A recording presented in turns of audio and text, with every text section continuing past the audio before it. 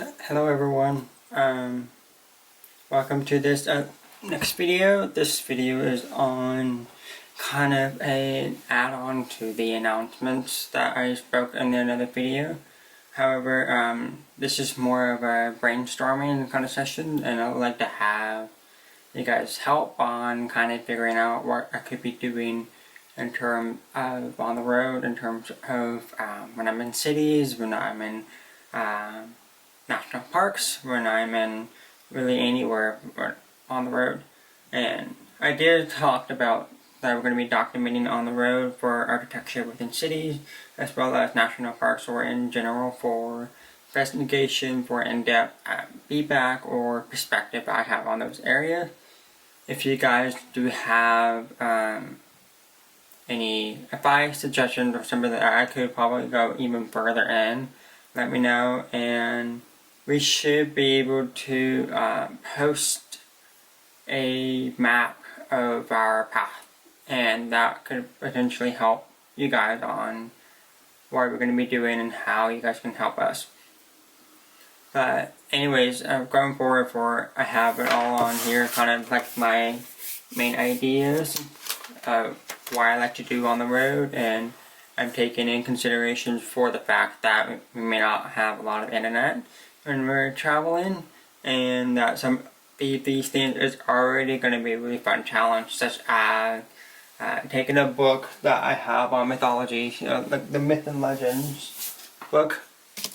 I have this book, and I think I will definitely be reading a bunch more, and if I have any fun like image that comes out, I could potentially draw those in, explore, and just really have fun at whatever I'm going to be doing on the road.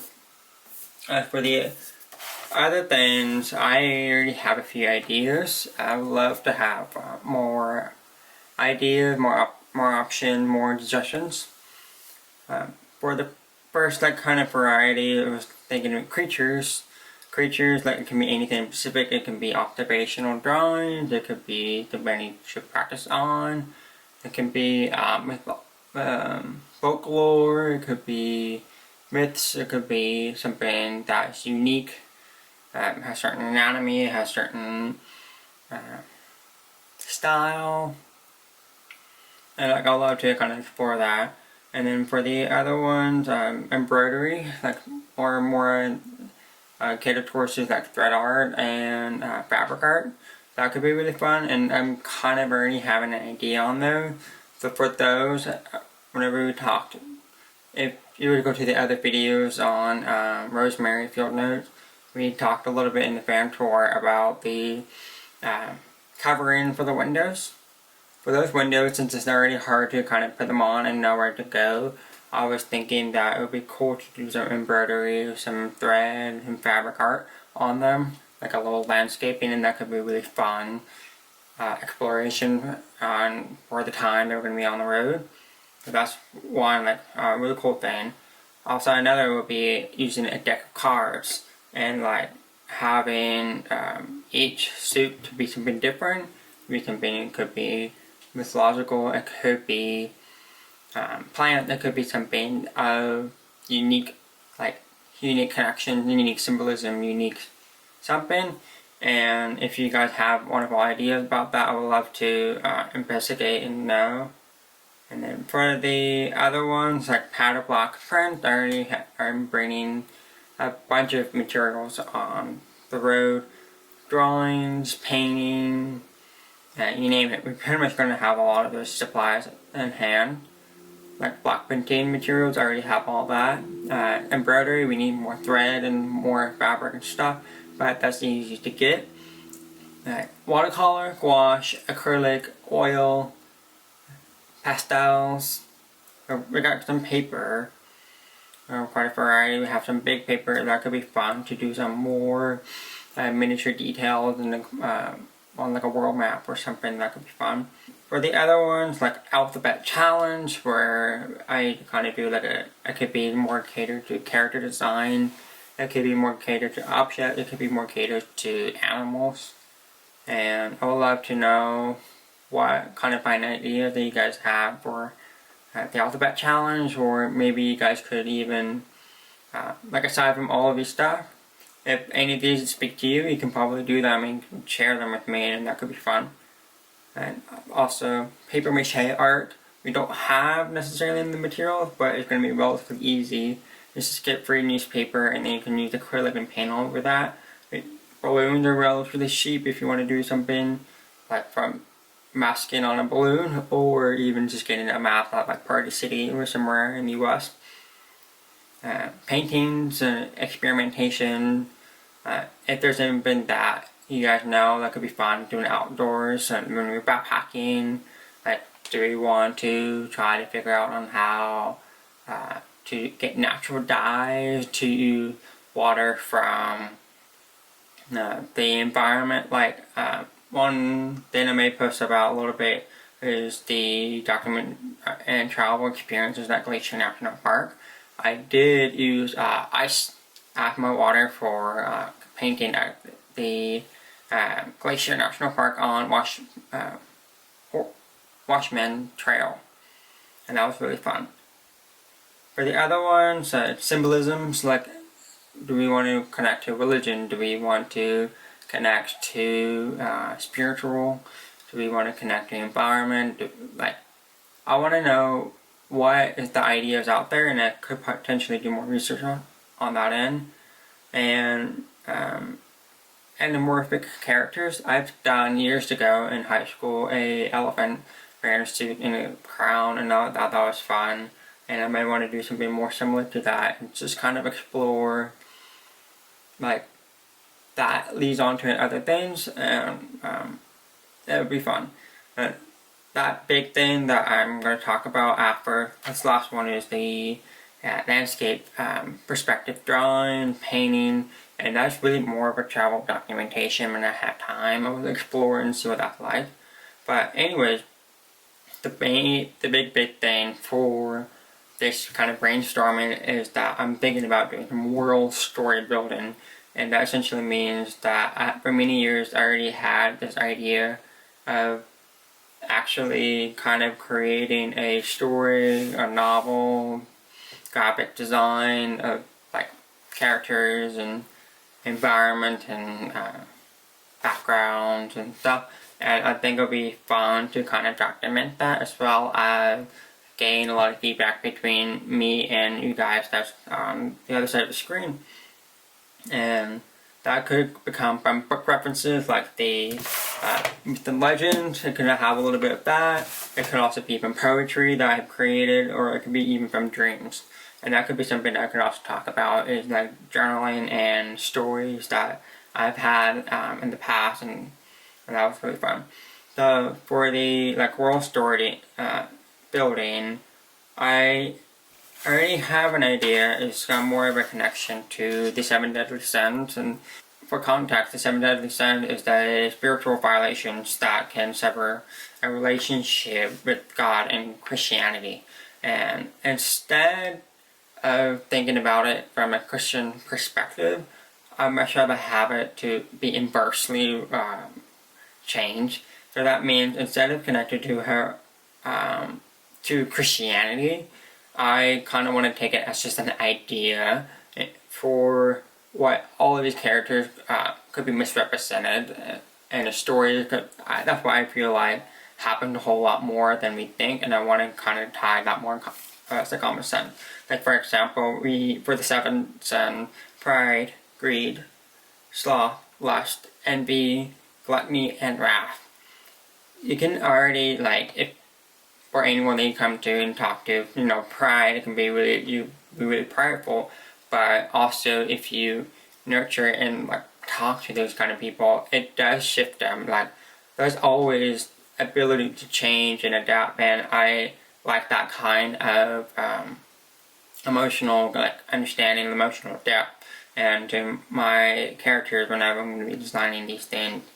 And that means that they can connect to wherever they want. They can be agnostic, it can be religion, it can be faith, it can be belief, it can be honestly anything. It's just the whole experimentation. And I think it'll be really fun to kind of explore that idea for my story building. Like I already have the characters' names, I already have a little basic backgrounds and stuff. Like I thought about doing their own races. So pride could be this specific person can be from the lion race, which is that more connected to my zodiac than to my last name, and like I kind of want to have that really fun connection. Greed could be more of a spiritual individual, right? No. Let's see. Greed, it can be, I was thinking Solomon, like the king of Solomon. He's greedy of wealth, knowledge, and yeah, it's also ignorant about daily life. So you have this kind of like pull into like story building of like how do these things translate. And then I have for sloth, like a spiritual individual who doesn't move a whole lot. It's a lot more meditative, and that's going to be like an interesting like simplicity. And then like lust is more of a shapeshifter. I think that's kind of like on the nose for lust, is like always trying to gravitate for something, and it's very like it doesn't have to be sexual at all by any means. It can be just very lust for food. It can be for something that has an obsession. And then for envy, it's more about shy and like you have never really had that kind of opportunity. It could be that you came from an environment that was below poverty, like, or even from upper class, and like you never really had the feeling of like working hard and for daily life and stuff. So it's just more of a tie to like personal identity and how you really go forward, and I'm going to be a little bit more about that. Gluttony is more about, it's going to be a character who adapts in the natural world by slowly eating resources, and that means that if magical, mythological world, eating these resources can be like dirt, it can be really anything, and that they slowly gain a kind of power or something similar to that. But anyways, gluttony is just can be like you're overeating. You can have disorders, you can have issues and stuff, and so that connects to more of our own, like today, to our own reality.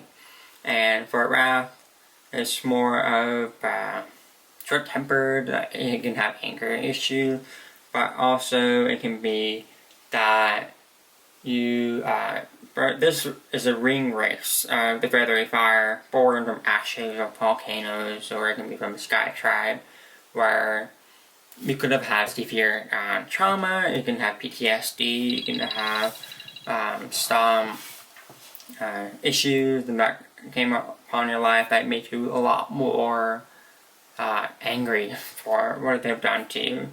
And like, so essentially like all of these sins, I kind of want to do more research or go more in depth about what each of them could be and why that is. Because I think whenever we talk about religion and saying that these are the 7 deadly sins, we gotta understand why. Why were they there in the first place, and what came to that? So it was the concept originated in early Christian teachings, evolving from a list of vices compiled by Edvarus Ponticus in the 4th century. And they were later refined by Pope Gregory I in the 6th century, and further elaborated by Thomas Aquinas in the 13th century of the 7 deadly sins. So Evagrius, Evagrius, had it as a 4th century monk, identified 8 evil thoughts that could lead monks astray: gluttony, lust, avarice, anger, sloth, sadness, vainglory, and pride. And I think that with what I've been doing for these kind of sins that I've created here, I wanted to kind of explore maybe why they're evil thought, but also explore those as characters, and those not necessarily become the company of who they are, but also something that they can learn.